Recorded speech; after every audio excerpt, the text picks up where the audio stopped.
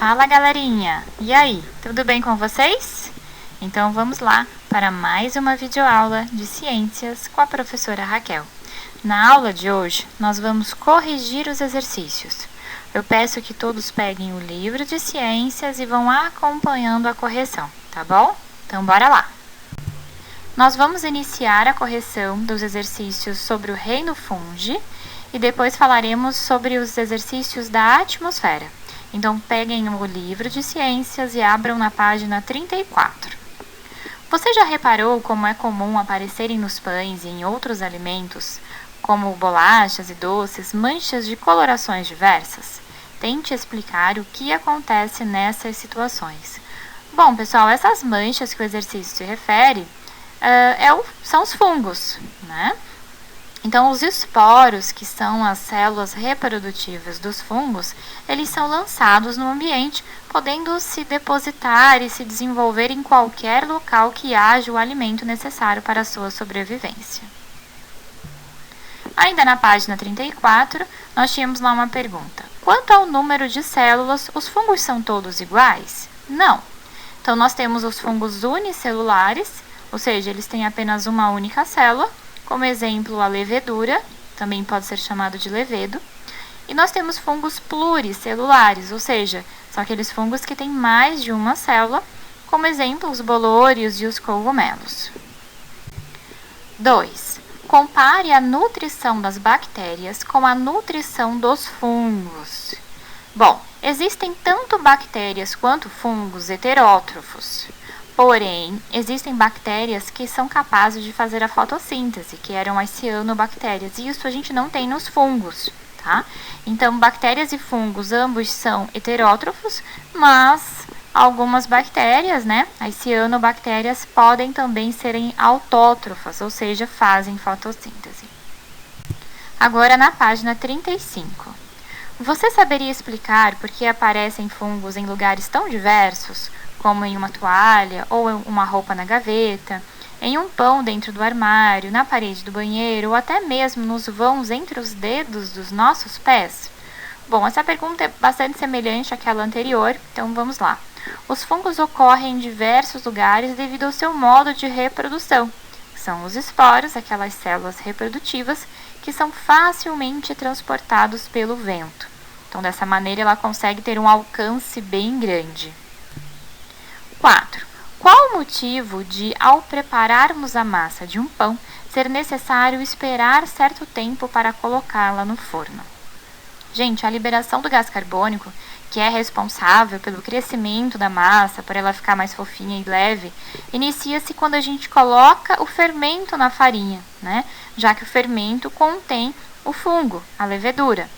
Mas para que a massa fique adequadamente fofa e cresça, é preciso esperar para que ocorra um pouquinho de liberação de gás carbônico. E isso leva um certo tempo. Por isso é necessário que a massa descanse antes de entrar no forno.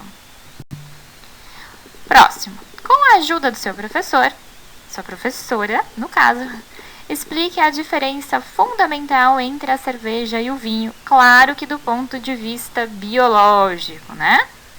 Bom, ambos são feitos a partir do processo de fermentação, que é aquele processo, pessoal, quem se lembra, que ele vai acontecer na ausência de oxigênio. Então, ele é uma maneira pela qual o fungo consegue obter a energia, se alimentar, digamos assim, mas quando não tem o oxigênio, tá? A cerveja é feita a partir de cereais e o vinho é feito a partir das uvas. Tanto o cereal quanto a uva precisam, então, da ação do levedo para serem fermentados.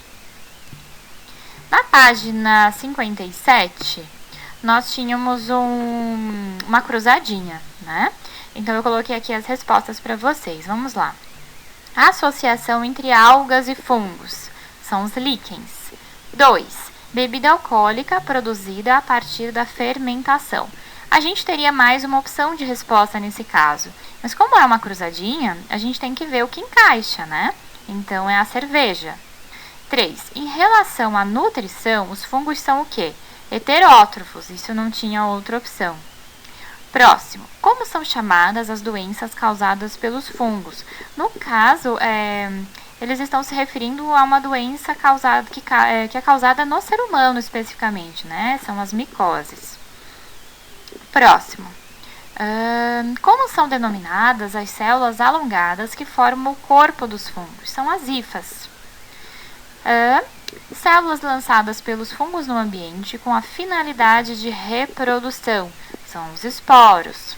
Agora no horizontal. Nome dado ao entrelaçamento das hifas, ou seja, ao conjunto das hifas. É o micélio. Alimento produzido a partir da fermentação, o pão. Associação entre algumas plantas e alguns tipos de fungos. Na verdade, eu poderia dizer melhor, uma associação entre as raízes das plantas e alguns tipos de fungos. Aí são as micorrizas. 10. Tipo de fungo responsável pela fermentação. É a levedura, né? Que também pode ser chamado de levedo, mas no caso, para encaixar direitinho, a gente vai escrever levedura. 11. Gás produzido no processo de fermentação. Esse alguns alunos conversaram comigo que não estava encaixando carbono, mas não é carbono a resposta, né? Então é gás carbônico, ok? E o último, um exemplo de um representante do reino fungi. Só que observem que está no plural, né? Representantes do reino fungi. Então a resposta, cogumelos. Agora, na página 36, a gente entra na parte de atmosfera, né? Então, nós tínhamos ali, identifique no meio aquilo que você acha que foi descrito no texto anterior e que está sendo representado nas imagens. Então, nós tínhamos um texto que a gente fez a leitura, algumas imagens, então, o que estava sendo representado? Aí, vocês poderiam escrever atmosfera, ar, vento, né? Agora que você já sabe sobre o que estamos falando, descreva as características que são possíveis de serem observadas. Então, a gente poderia dizer que o ar, que a atmosfera é incolor, ou seja, não tem cor, que ela é inodora, não tem cheiro, ela é insípida, ela não tem sabor, né? Agora, na página 40, o que é a atmosfera? A atmosfera é a camada de ar formada por vários gases que envolvem o nosso planeta. Simples assim. 2. Se você escalar uma montanha ou fizer um passeio de balão, o que acontece com o ar na medida que você vai subindo? Então, você vai ter mais dificuldade de respirar, né? Porque o ar vai ficar aí rarefeito, como a gente diz. 3. O que segura a atmosfera na superfície do nosso planeta? Então, assim, por que a atmosfera não vai embora do planeta Terra, né? Isso que ele quis saber. O que mantém essa atmosfera presa à Terra é a gravidade, certo? O nosso planeta, ele consegue atrair o ar. O ar, ele tem um certo peso, digamos. Então, da mesma forma que quando a gente joga uma borracha, ela cai, o tempo inteiro a atmosfera, ela é puxada, digamos assim, para o planeta Terra, então, de modo que ele fique preso, ela fica presa aqui, tá bom? 4. Do que é feito o ar? O ar é composto por diversos gases, mas apenas 2 deles compõem quase todo o ar, não é mesmo? Então, a gente tem aí o nitrogênio e o oxigênio como os gases mais importantes, assim, em termos de quantidade, né? Que compõem o ar.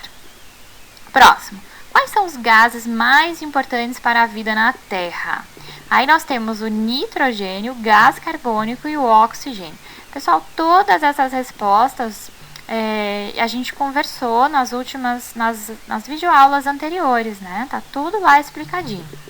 Então, veja, só que eu coloquei aqui o porquê que eles são importantes. Eu achei isso importante falar. Então, veja, o nitrogênio, ele está presente em todos os seres vivos, tá? A gente, às vezes, não fala tanto dele, mas é ele que constitui o aminoácido. E o aminoácido forma as proteínas, tá bom? Então, ele é super importante.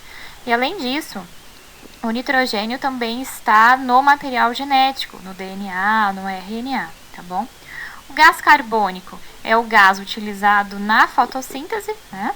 Que é aquele processo que os vegetais, as algas, as cianobactérias realizam para produzir o seu próprio alimento.